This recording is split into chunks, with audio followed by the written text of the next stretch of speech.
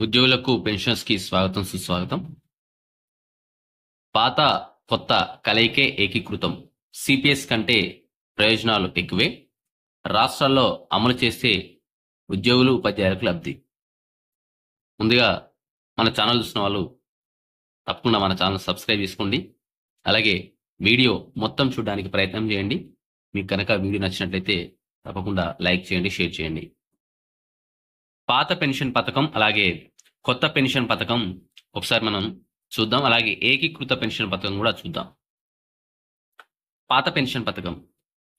ఇప్పటికీ ఉద్యోగ సంఘాలు తమకు పాత పెన్షన్ విధానమే కావాలని ఆందోళన చేస్తున్నాయి. అందుకు కారణం ఉద్యోగిపై ఎలాంటి భారం లేకుండానే భవిష్యత్తుకు ఓపీఎస్ విధానం భద్రత కల్పిస్తుండడమే. అంతేకాకుండా ఒకవేళ పెన్షన్దారుడు మరణిస్తే అతనిపై ఆధారపడినటువంటి కుటుంబ సభ్యులకు ఎలాంటి కోత లేకుండా పూర్తి పెన్షన్ రావడమే. ఈ విధానం కేంద్ర రాష్ట్ర ప్రభుత్వ ఉద్యోగులకు అమలయ్యేది. పెన్షన్ పథకం కోసం ఉద్యోగి జీతంలో ఎలాంటి కోతలు ఉండేవి కాదు. ఈ విధానంలో ఒక ఉద్యోగి రిటైర్ అయ్యే సమయానికి చివరి నెలల్లో తీసుకున్న బేసిక్ వేతనంలో 50% నెలసరి పింఛన్గా నిర్ధారించేవారు. దీంతోపాటు కరువు భత్యం డిఏ కూడా ఉండేది. అంటే ప్రభుత్వ ఉద్యోగులకు ఎప్పుడు డిఏ పెరిగినా అది పెన్షనర్లకు కరువు ఉపశమనం డిఆర్గా వర్తించేది. వేతన సవరణ కమిషన్ పిఆర్సి సిఫార్సులు కూడా అమలయ్యేవి. ఈ విధానంలో పెన్షన్ మొత్తం క్రమంగా పెరిగే అవకాశాలు ఉండేవి. డిఏ, పిఆర్సి ఎంత శాతం పెరిగితే పింఛన్ మొత్తం కూడా అంతే శాతం పెరిగేది.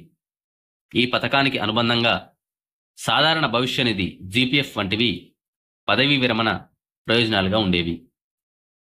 పాత పెన్షన్ విధానంలో ఓ ఉద్యోగి రిటైర్ అయ్యాక 20 లక్షల వరకు గ్రాట్యుటీ వచ్చేది.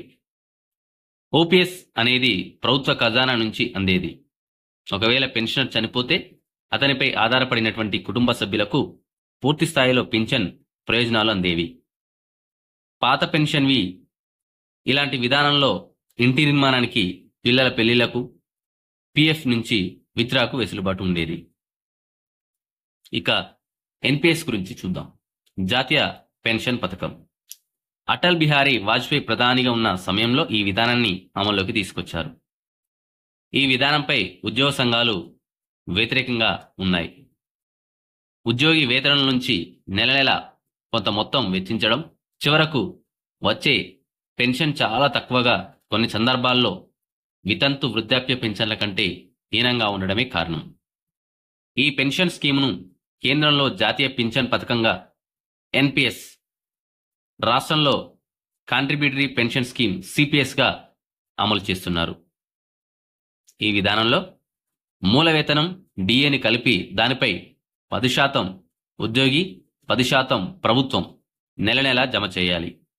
ఈ మొత్తాన్ని 100% ఎస్బీఐ, యూటీఐ, ఎల్ఐసి ఇలాంటి వాటిలలో షేర్లలో పెట్టేవారు. షేర్ విలువను బట్టి పెన్షన్లో రిటర్న్స్ చేరేవి. రిటైర్ అయ్యాక పొదుపు చేసిన దాంట్లో 60% లంసంగా ఇస్తారు. మిగతా దాంట్లో 40% నెలవారీగా సమాన విలువగట్టి పింఛన్గా అందజేస్తారు. అంటే తీసుకునే జీతానికి చివరి బేసిక్ పేతో పోలిస్తే ఈ పింఛన్ చాలా తక్కువ. సర్వీసును బట్టి కొన్ని సందర్భాల్లో 2000 అంతకంటే తక్కువ కూడా ఉండవచ్చు. ఇక ఏకీకృత పెన్షన్ పథకం, దీని గురించి కూడా చర్చిద్దాం. ఈ విధానం ఓపీఎస్ లేదా ఎన్పిఎస్ ఆర్ సిపిఎస్ కలయికగా ఉందని ఉద్యోగులు చెబుతున్నారు. ఎన్పిఎస్తో పోలిస్తే యూపీఎస్ విధానం ఉద్యోగులకు పింఛన్ హామీని పెంచుతూ గ్రాట్యుటీ, ఇతర ప్రయోజనాలకు భరోసా ఇవ్వనుంది. కనీసం 25 సంవత్సరాలు సర్వీస్ పూర్తి చేసుకొని రిటైర్ అయ్యే వారికి పదవీ విరమణకు ముందు 12 నెలలు తీసుకున్నటువంటి బేసిక్ పే అలాగే డిఏ మొత్తం సగటులో 50% పింఛన్గా వస్తుంది. కనీసం 10 ఏళ్ల తర్వాత సర్వీస్ పూర్తి చేసుకొని రిటైర్ అయ్యే వారికి వారి సర్వీస్ కాలాన్ని బట్టి పింఛన్ వస్తుంది. ఇది 25 ఏళ్ల సర్వీస్ పూర్తి చేసుకున్న వారితో పోలిస్తే తక్కువగా ఉంటుంది. అంటే పింఛన్ హామీ కనీసం 10,000గా ఉంటుంది. ఉద్యోగి మరణిస్తే పింఛన్లో 60% ఆయన లేదా ఆమె కుటుంబ సభ్యులకు నెలవారీ పింఛనుగా అందుతుంది. డిఆర్ కూడా లభిస్తుంది. ఉద్యోగి రిటైర్ అయ్యాక గ్రాట్యుటీతో పాటు అదనపు ప్రయోజనాలు ఉంటాయి. ఒకసారి మనం ఈ 3 ప్రయోజనాలను విడివిడిగా తేడాలను గమనిస్తాం. ఇక్కడ చూసినట్లయితే 3 పింఛన్లో ఉన్నటువంటి తేడాలైతే ఈ విధంగా కనిపిస్తున్నాయి. సో దీని గురించి నేను మరొక వీడియోలో ఎక్స్ప్లెయిన్ చేస్తాను, ఎందుకంటే వీడియో అనేది చాలా లాగ్ అయిపోతుంది కాబట్టి. Thank you for watching this video.